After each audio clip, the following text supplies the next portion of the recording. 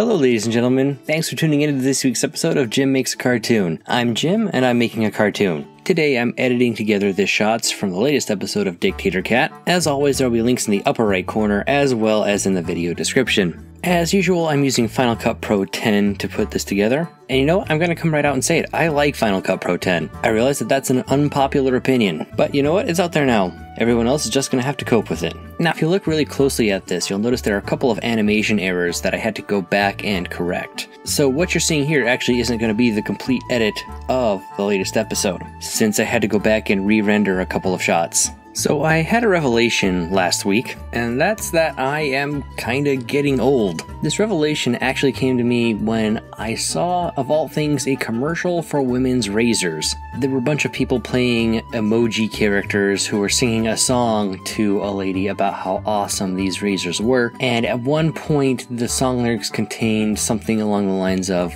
"If you shave with these razors, your legs will be on fleek." And I have no idea what on fleek means. So in order to find an answer to this mystery, as well as drive my wife slightly crazy, I just started using the phrase on fleek in various different contexts until there was one that sounded right. So there was this one guy who was driving really slowly in traffic, and so I said, "Hey, I'm putting that guy on fleek." Or I saw an ad for a buy one get one free deal on some stuff at a grocery store, and I said, "That deal is totally on fleek." Later on, when my wife was playing a game on her iPhone, I asked, "Is that game on fleek?" And finally, out of exasperation, she looked it up on Urban Dictionary, and apparently it's a combination of the words fly and sleek. And I also realized I'm not entirely certain on what fly means, even though that's a slang term that predates my age. So yeah, that really brought to the forefront of my mind that I'm turning 30 very soon. And I really don't want to be 30. And you know, this feeling might not be entirely relatable to a lot of people who subscribe to this channel. I know a lot of you are a lot younger than I am. But there are certain things you tend to expect you're going to accomplish by the time you're 30. And oftentimes, you don't meet those expectations.